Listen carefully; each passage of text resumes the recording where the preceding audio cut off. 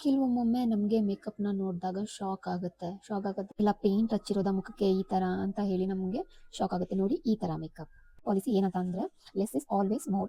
Makeup ಅಂತ ಬಂದಾಗ ನಾವು ಎಷ್ಟು ಕಡಿಮೆ ಲೇಯರಲ್ಲಿ ಮೇಕಪ್‌ನ ಮಾಡ್ತೀವಿ, ನಮ್ಮ ಮೇಕಪ್ ಬಂದು ತುಂಬಾ ಚೆನ್ನಾಗಿ ಸೆಟಲ್ ಆಗಿ ಮೇಕಪ್ ಬರುತ್ತೆ. ಸೊ ಯಾವ ಪ್ರಾಡಕ್ಟ್‌ನ ಎಷ್ಟು ಯೂಸ್ ಮಾಡ್ತೀರಾ ಅನ್ನೋದು ತುಂಬಾ ಇಂಪಾರ್ಟೆಂಟ್ ಆಗಿರುತ್ತೆ. ಫಸ್ಟ್ ನಾವು ಯಾವಾಗ್ಲೂ ಮೇಕಪ್‌ನ ಸ್ಟಾರ್ಟ್ ಮಾಡಬೇಕಾದ್ರೆ ಫೇಸ್‌ನ ವಾಶ್ ಮಾಡಿರಬೇಕು. ಇಲ್ಲಾಂತಂದ್ರೆ ನಮ್ಮ ಹತ್ರ ಇರೋ ವೆಟ್ ವೈಪ್ಸಿಂದ ಫೇಸ್‌ನ ಕ್ಲೀನ್ ಮಾಡ್ಕೊಬೇಕು. ಮೇಕಪ್‌ಗಿಂತ ಮುಂಚೆ ಸಿಟಿಎಂ ಪ್ರೊಸೆಸ್ ಬಂದ್ಬಿಟ್ಟು ವೆರಿ ವೆರಿ ಇಂಪಾರ್ಟೆಂಟ್ ಆಗಿರುತ್ತೆ. ಫಸ್ಟ್ ನಾವು ಟೋನರ್‌ನ ಯೂಸ್ ಮಾಡಬೇಕು. ಟೋನರ್‌ನ ಯೂಸ್ ಮಾಡಿದ್ಮೇಲೆ ಮಾಯಿಶ್ಚರೈಸರ್ ನನ್ನ ಸ್ಕಿನ್‌ಗೆ ಯಾವುದು ಸೂಟ್ ಆಗುತ್ತೆ ಅಂತ ಹೇಳಿ ನಾನು ಯೂಸ್ ಮಾಡ್ತಾ ಇರೋದು ಸೆಟಾಫಿಲ್. ಇದು ತುಂಬ ಚೆನ್ನಾಗಿದೆ. ಎಲ್ಲ ಸ್ಕಿನ್ ಟೈಪ್‌ಗೂ ಕೂಡ ಮ್ಯಾಚ್ ಆಗುತ್ತೆ. ನೀವು ಕೇಳ್ಬೋದು ಡೈರೆಕ್ಟ್ ಆಗೇನೆ ಫೌಂಡೇಶನ್ ಯೂಸ್ ಮಾಡ್ಬೋದಲ್ವಾ ಅಂತ ಹೇಳಿ ಫೇಸ್ ವಾಶ್ ಆದಮೇಲೆ. ಬಟ್ ಏನಕ್ಕೆ ನಾವು ಮಾಯಿಶ್ಚರೈಸರ್ ಯೂಸ್ ಮಾಡ್ತೀವಿ ಅಂತ ಹೇಳಿದ್ರೆ ತುಂಬ ಚೆನ್ನಾಗಿ ನಮಗೆ ಕವರೇಜ್ ಕೊಡುತ್ತೆ. ಸೊ ಮಾಯಿಶ್ಚರೈಸರ್ ಮೇಲೆ ಫೌಂಡೇಶನ್ ಹಚ್ಚೋದ್ರಿಂದ ನಮ್ಮ ಮೇಕಪ್ ತುಂಬ ಚೆನ್ನಾಗಿ ಬರುತ್ತೆ, ತುಂಬ ಸೆಟಲ್ ಆಗಿರುತ್ತೆ. ಮತ್ತು ಫೌಂಡೇಶನ್ ಕೂಡ ತುಂಬ ಚೆನ್ನಾಗಿ ಸ್ಕಿನ್ ಮೇಲೆ ಬ್ಲೆಂಡ್ ಆಗುತ್ತೆ. ಸೊ ನೆಕ್ಸ್ಟ್ ನಾವು ಮಾಯಿಶ್ಚರೈಸರ್ ಆದಮೇಲೆ ಪ್ರೈಮರ್‌ನ ಯೂಸ್ ಮಾಡಬೇಕು. ಇದು ಆಯಿಲಿನೆಸ್‌ನ ತುಂಬ ಚೆನ್ನಾಗಿ ಕಡಿಮೆ ಮಾಡುತ್ತೆ. ಆಯಿಲ್ನೆಸ್‌ನ ಕಡಿಮೆ ಮಾಡಿ ಸ್ಕಿನ್ನ ಮ್ಯಾಟ್ ಮಾಡುತ್ತೆ. ಈಗ ನೆಕ್ಸ್ಟ್ ಇಂಪಾರ್ಟೆಂಟ್ ಸ್ಟೆಪ್ ಏನಂತ ಅಂದರೆ ಪ್ರೈಮರ್‌ನ ಯೂಸ್ ಮಾಡಬೇಕು. ಫೌಂಡೇಶನ್ ಅಪ್ಲೈ ಮಾಡೋದಕ್ಕಿಂತ ಮುಂಚೆ ಪ್ರೈಮರ್‌ನ ಯೂಸ್ ಮಾಡಬೇಕು. ಪ್ರೈಮರ್‌ನ ನಾವು ಯಾಕೆ ಯೂಸ್ ಮಾಡಬೇಕು ಅಂತಂದರೆ ತುಂಬ ಸ್ಮೂತ್ ಫಿನಿಶಿಂಗ್ ಕೊಡುತ್ತೆ. ಸೊ ಅದರಿಂದ ನಾವು ಪ್ರೈಮರ್‌ನ ಯೂಸ್ ಮಾಡಬೇಕು. ಸೊ ನಾವು ಪ್ರೈಮರ್‌ನ ಯೂಸ್ ಮಾಡೋದ್ರಿಂದ ಫೌಂಡೇಶನ್ ನಮಗೆ ತುಂಬ ಚೆನ್ನಾಗಿ ಬ್ಲೆಂಡ್ ಆಗುತ್ತೆ, ತುಂಬ ಚೆನ್ನಾಗಿ ಕವರೇಜ್ ಕೊಡುತ್ತೆ. ಸೊ ಇವಾಗ ಪ್ರೈಮರ್ ಆಯಿತು. ನೆಕ್ಸ್ಟ್ ಸ್ಟೆಪ್ ಬಂದುಬಿಟ್ಟು ಕನ್ಸಿಲರ್ ಆರ್ ಕಲರ್ ಕರೆಕ್ಟರ್. ಇದು ಬಂದುಬಿಟ್ಟು ಯಾರಿಗೆ ಮಾಡ್ತೀವಿ ಅಂತ ಹೇಳಿದ್ರೆ ಯಾರಿಗೆ ಕಣ್ಣಿನ ಕೆಳಗಡೆ ಡಾರ್ಕ್ ಸರ್ಕಲ್ ಇರುತ್ತೆ ಮತ್ತು ಡಾರ್ಕ್ ಸ್ಪಾಟ್ಸ್ ಇರುತ್ತೆ, ಲೈಕ್ ಪಿಂಪಲ್ ಎಲ್ಲ ಇರುತ್ತೆ, ಅವ್ರಿಗೆ ನಾವು ಕಲರ್ ಕರೆಕ್ಟರ್ ಮಾಡಬೇಕಾಗುತ್ತೆ. ಯಾರಿಗೆ ಡಾರ್ಕ್ ಸರ್ಕಲ್ ಇಲ್ಲ ಮತ್ತು ಅವ್ರ ಫೇಸ್ ತುಂಬ ಕ್ಲಿಯರ್ ಆಗಿದೆ ಆ ಥರ ಇರೋರು ಈ ಸ್ಟೆಪ್ಸ್ನ ಬೇಕಾದರೆ ನೀವು ಸ್ಕಿಪ್ ಮಾಡ್ಬೋದು. ಸೊ ನನಗಿಲ್ಲಿ ಲೈಟಾಗಿ ಡಾರ್ಕ್ ಸರ್ಕಲ್ ಇದೆ ಮತ್ತು ಲೈಕ್ ಪಿಂಪಲ್ ಮಾರ್ಕ್ ಇದೆ. ಸೊ ಅದರಿಂದ ನಾನಿಲ್ಲಿ ಕಲರ್ ಕರೆಕ್ಟರ್ನ ಯೂಸ್ ಮಾಡ್ತಾ ಇದ್ದೀನಿ.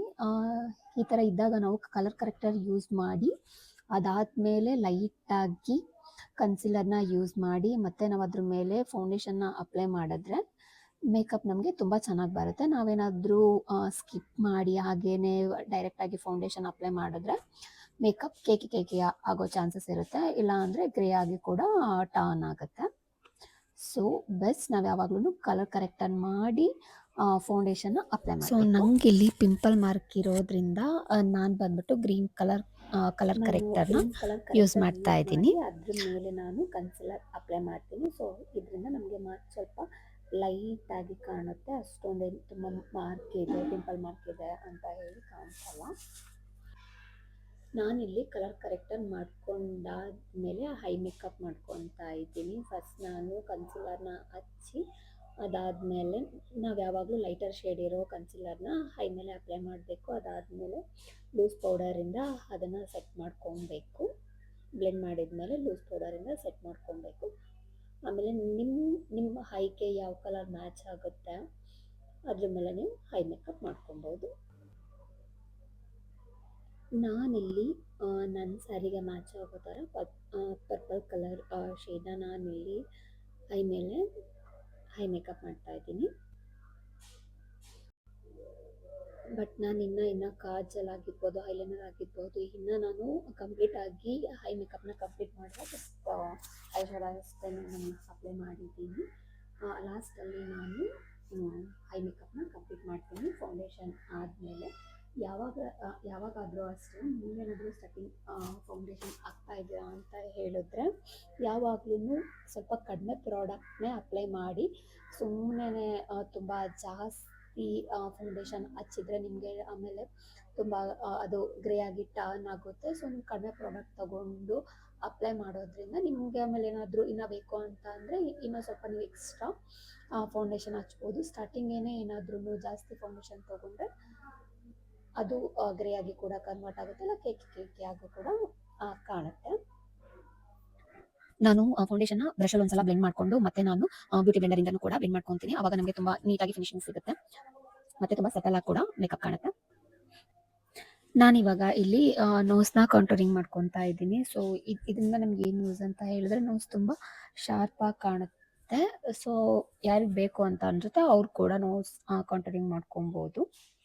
ಇದರಿಂದ ನೋಸ್ ತುಂಬ ಶಾರ್ಪ್ ಆಗಿ ಕಾಣುತ್ತೆ. ಎಲ್ಲ ಆದಮೇಲೆ ನಿಮಗೆ ಮತ್ತೆ ಏನಾದರೂ ಇನ್ನೂ ಸ್ವಲ್ಪ ಬ್ರೈಟ್ನೆಸ್ ಬೇಕು ಅಂದರೆ ಲೈಕ್ ಲೈಟಾಗಿ ಬೇಕು ಅಂತ ಅಂದರೆ ನೀವೀಗ ಮತ್ತೆ ಕನ್ಸಿಲರ್ನ ಯೂಸ್ ಮಾಡ್ಬೋದು. ಸೊ ನೆಕ್ಸ್ಟ್ ನಾನಿಲ್ಲಿ ಬ್ಲಷ್‌ನ ಯೂಸ್ ಮಾಡ್ತಾ ಇದ್ದೀನಿ.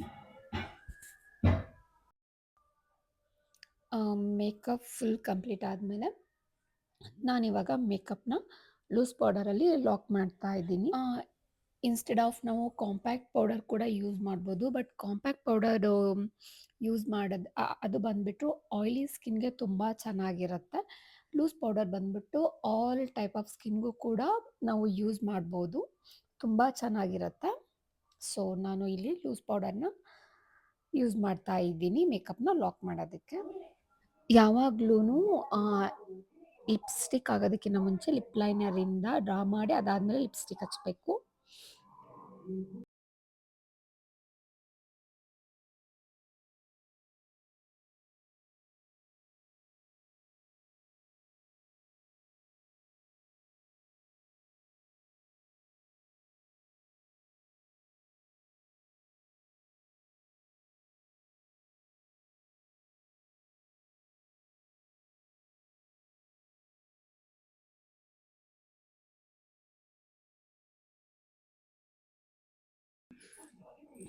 ನಾನಿವಾಗ ಹೈಲೈಟರ್ನ ಯೂಸ್ ಮಾಡ್ತಾ ಇದ್ದೀನಿ. ನಮ್ಗೆ ಎಲ್ಲೆಲ್ಲಿ ಹೈ ಪಾಯಿಂಟ್ಸ್ ಇದೆಯೋ ಸೊ ನಾವು ಅಲ್ಲೆಲ್ಲ ಹೈಲೈಟರ್ನ ಯೂಸ್ ಮಾಡಿದ್ರೆ ತುಂಬ ಚೆನ್ನಾಗಿ ಕಾಣುತ್ತೆ. ಸೊ ಚೀಕ್ಸ್ ಮೇಲೆ ಮತ್ತು ಹೈ ಮೇಲೆ ಸೊ ಯೂಸ್ ಮಾಡೋದ್ರಿಂದ ಹೈಲೈಟರ್ನ ತುಂಬ ಚೆನ್ನಾಗಿ ಹೈಲೈಟ್ ಆಗಿ ಕಾಣಿಸುತ್ತೆ. ಸೊ ಇವಾಗ ಮೇಕಪ್ ಕಂಪ್ಲೀಟ್ ಆಗಿದೆ. ಸೊ ನಾನಿವಾಗ ಫೈನಲ್ ಟಚಪ್ ಆಗಿ ಫಿಕ್ಸಿಂಗ್ ಸ್ಪ್ರೇ ಮಾಡ್ಕೊತಿದ್ದೀನಿ. ಇದರಿಂದ ನಮ್ಮ ಮೇಕಪ್ ಲಾಂಗ್ ಲಾಸ್ಟಿಂಗ್ ಆಗಿ ಇರುತ್ತೆ. ಓಕೆ ಗೈಸ್, ಇವಾಗ ಇದು ಬಂದ್ಬಿಟ್ಟು ನನ್ನ ಮೇಕಪ್ನ ಫೈನಲ್ ಲುಕ್ ಹೀಗಿದೆ. ಈ ಮೇಕಪ್ ನಿಮಗೆ ಇಷ್ಟ ಆಗಿದ್ರೆ ಕಮೆಂಟ್ ಸೆಕ್ಷನಲ್ಲಿ ಕಮೆಂಟ್ ಮಾಡಿ ನನ್ನ ಚಾನಲ್ನ ಸಬ್ಸ್ಕ್ರೈಬ್ ಮಾಡಿ. Thank you.